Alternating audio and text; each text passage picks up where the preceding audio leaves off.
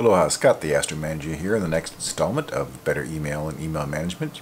And we're going to start the process today of going through and processing your emails. Our goal here is to get your email inbox to be an inbox. Ask yourself, what do you do with an email when you're not ready to respond to it? And take a look at your inbox and see how many emails have you already read and that you're waiting for action, but you have not dealt with them yet. That clutter, that keeping track of those things, takes brain power, and having to go through emails multiple times simply takes time. So we want to get your inbox cleared out so it is an input system, and then your emails go from there into a reference system or a task management system. If you have a task management system, great. If not, I'll talk about how to create one within your email. It's not ideal, but it'll get you going if you don't have anything else. So that's what we're trying to do. We're trying to reduce the amount of time you reread emails and to make it very clear when you have new tasks coming in, so you're not going through losing things because you just forgot that there were tasks there. If you don't have a task management system, then here's a folder system you can create within your email client. You can create folders that are action, so these are things that, like your to-do list, things that you're going to be doing. This is waiting, hold, and all mail, your reference system. So waiting is for things that you've delegated or you sent something out and you're waiting for a return. And then hold are things that you don't need permanently, but you might need soon. So this is sort of a temporary storage place. And you notice I put an asterisk here. You can put an asterisk or an @ or a number, but this is so it gets them in the top of your list, of your folder list, if you have lots of folders, so you can see. And all mail can be simply all mail, single, whatever all read email goes, or it can be a hierarchy of emails, or however you like to organize things. Traditionally, I've done very much hierarchical, and I have lots of folders in different categories. The advantage of that, at least in the old days, was I could search for something, because I knew, just had to navigate the hierarchy to find the right folder, and stuff was there. But the disadvantage is kind of figuring out which folder something goes to. And although we've been talking about how to send emails only one topic, and not everybody does the same thing, and sometimes an email thread changes topic. So where do you put things is sometimes awkward. Gmail now has labels, so you can put things in multiple places, so I still do that. But the other thing that's changed is search is much more efficient than it used to be. And so if you were good at search, you don't actually have to have a hierarchy. You can just simply put things in storage and in all inbox, not an inbox, in all mail, a sent mail sort of, a read mail folder. And then you search to find things. So you create those folders if you don't have a task management system, with your action, waiting, hold, and then your all email is already built into your email client. Now what I do is I use Trello for my task management system. It's where I keep track of my next actions and my delegated tasks, my things that I'm waiting for. So I have lists there for actions and waiting for. So I don't have those in folders, I have that in Trello. And my equivalent of hold is recent. So I put things emails that come in, right, that maybe it's in personal email, it's often a shipping notice, right? That's something I've ordered has been shipped out. I won't need that at all a week from now when it arrives, because I live in Hawaii, so things take a while to get here. Or I might need it in a week because then something hasn't arrived and I want to pull this out and check and see what to do with it. So those are things like that. So things that you might need soon, but you won't need thereafter. And you can just let recent pile up and never go to it unless you need a recent item, or you can periodically purge it however you want. I tend to purge it, but I'm not very religious about it.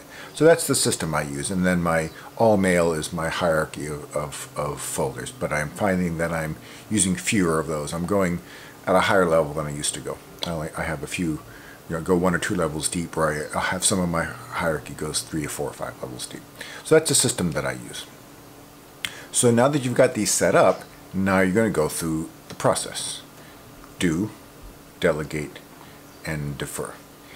I typically set up some time in the morning where I go through emails, but not always in the morning. Sometimes I tend to have a lot of important meetings in the morning, and so I will do email later on in the afternoon. And sometimes Some people are very much morning people, and that's the best time of day. You do not want to use the best time of your day processing emails. That's just not an efficient use of time. It's not the optimal use of time. So you figure out when in the day is a good time for you to set time for email. It does not have to be the beginning of the day. If you've got meetings or other business to attend to, that's your chance to check in with other staff or other employees and colleagues and coworkers. Or if that's where you get your best work done, then don't do your emails then. Set emails up to process in the afternoon, and then do not look at them in the morning if that's your time, or when you're not processing emails, because that just takes time away from. We want you to have focused time to do things and focused time to do email. So one way to get going, and maybe look at the oldest email in your inbox, and let's go through that process. Is this actionable? So referring to the flow chart. If it isn't, do you need it? If not, delete it. Is it something you want to keep and go into your reference folder so you can file it? And if you want to hold, maybe hold is a place where you can put that, or you can create a folder called reference if you don't have a system to store your emails. Or if you're happy using search, you just mark it as read. Or maybe it's something that you might want to do someday, so you can also put that on hold. Or if you want to create a someday maybe folder, you can do that too. If it's something that is actionable, does it take a few minutes to do it? If so, stop right now and do it. If it's not, then decide if you're going to delegate it or defer it. If you delegate it, figure out who you're going to delegate it to, send that email, make that arrangement, phone call, however you're going to do, delegate it, and then mark that follow-up task or that reminder to check in. And if you're not going to delegate it, but you need to do it, then schedule it in your calendar or put it in your to-do list. So go through that action on your last email. The reason why I choose the last email is it's usually an easy one. Usually enough time has passed that in most cases you can just delete it or file it in reference. But now we're going to go through your emails. We're going to start at the top. We're going to start the most recent ones. I like to organize my emails by thread, by subject, so that way if I'm coming in late to the game, maybe there's 5 or 6 emails in the thread, I see them all at once, so I don't have to respond to the first one. I know there's a few coming, because often the question either gets changed by the time it gets to the end, or it's already resolved. And if you read them only as they come in, and not necessarily by thread, not where you can see the group at once, you may respond to something that you no longer need to respond to. So if you don't thread it, meeting from most recent to least recent, from newest to oldest, will help you prevent that. But thread it also helps you. Then you can read the thread chronologically, but you don't act until you get to the end of that thread. So that's the process. And now really it's going to be going through that process through your email. And the first time, if you have a large inbox, it may take some time. So go ahead and give yourself, if you can schedule a day to do that, great. If not, schedule an hour a day to sort of get caught up on your email, and schedule that until you get done. You want your inbox to be empty at some point during the day, so that it becomes an inbox, and that's your key to get things out of that into your system. And your system can be your task management system you used to have. For me, it's Trello. It can be these folders and reminders that this is where I have to go. Now that I've got done with my email and processing my day, let me go through my action folders, my waiting folders. Do I have to do any of these things right now? That's the process. So I recommend pausing right now and going through that. At least going through the first couple. But then come back, because I got one more tip for you. So my last tip. Once you've gone through this with however much time you have dedicated to spend, and it might be this is really too large of a task that it's nearly impossible, or take more time than you have to spend, depending on how bad your email inbox is. Feel free to create an Amnesty folder. Spend the amount of time you're willing to spend, the diligence you think you need on the most recent emails. But you may get to a point where the emails are old enough, or you've just spent too long on this, you can't keep going.